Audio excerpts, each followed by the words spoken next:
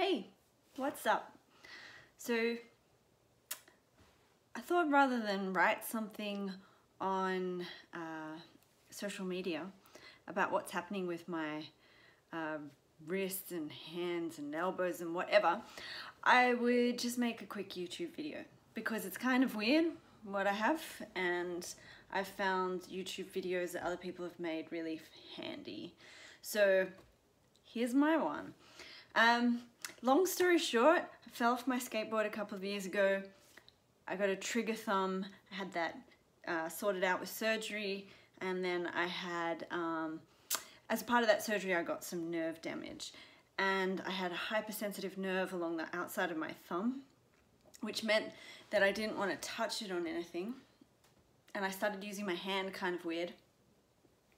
So then my decoy veins started playing up. That's the little tendon that helps your wrist do that function.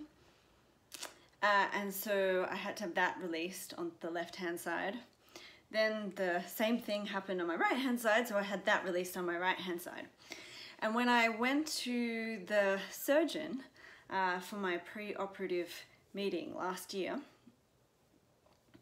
on the same day I'd been to the gym, and there's this thing that my arms have always done at the gym, and I just thought, oh, I don't know, maybe something's wrong with them, or maybe I'm just weird, and I just kind of ignored it because it wasn't too much of a big deal. So essentially when I held a bar, like to do squats or whatever with some weight on it behind my shoulders, I couldn't do that for very long because my arms in that position would go, they'd start to get very tingly up here and into these fingers and would go numb.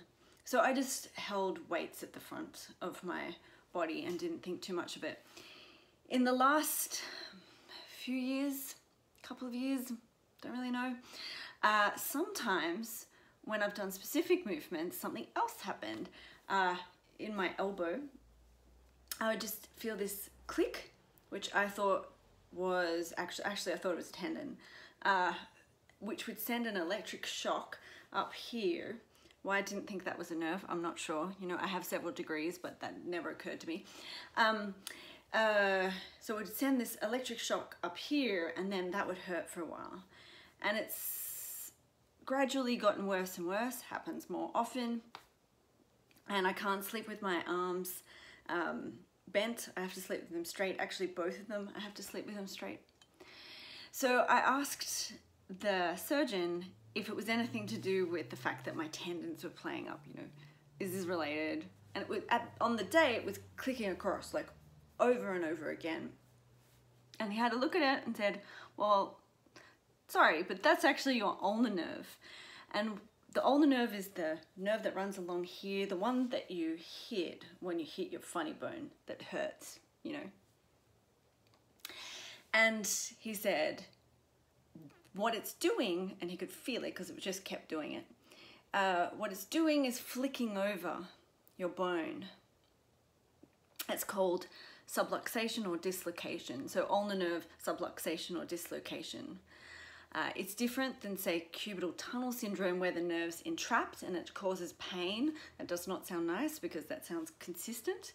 But what happens with the subluxation is that when you're doing particular kinds of movements, anything where, I'll see if I can show you, anything where you're pushing forward or putting weight that way, so push-ups pretty much, or pushing weights up.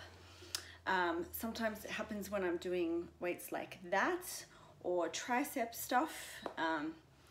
And nowadays I can make it happen if I do, there's a nerve glide you can do for cubital tunnel syndrome where you put your arm out like this and then push it in.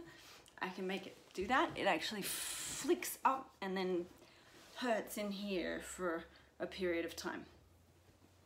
And what he said to me, and he's very nice, it's at Sydney Hospital, Dr. Nicklin, 100% recommend.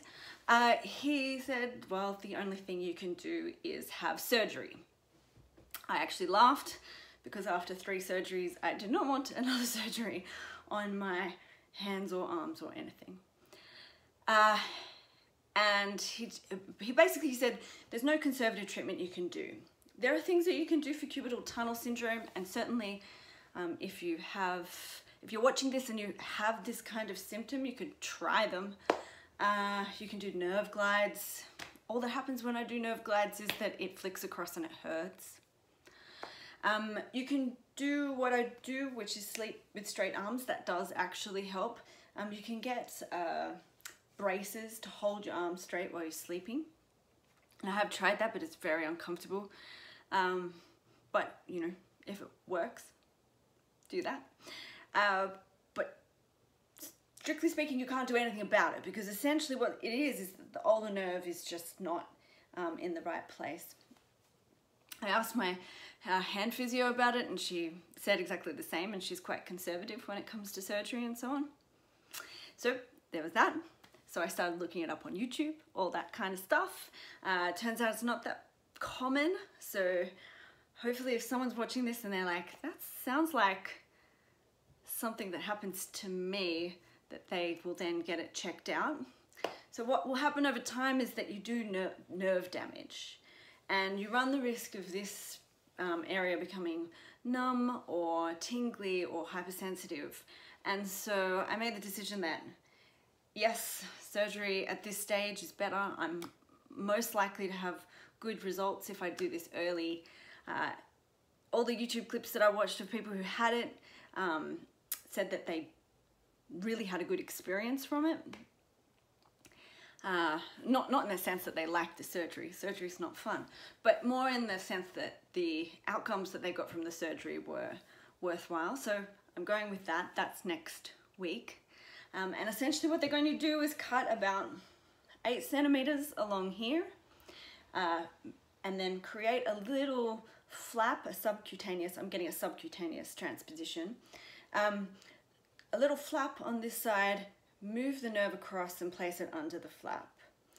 You can also get a submuscular transposition, which takes a little bit longer to recover from. The only advantage that I read of that is if you happen to play some kind of contact sport, that the nerve's not so close to the surface. I don't play a contact sport. I don't even skateboard anymore. I just go to the gym. So the subcutaneous is fine for me. And I might just post after I have that surgery to let you know how it goes. All right, laters.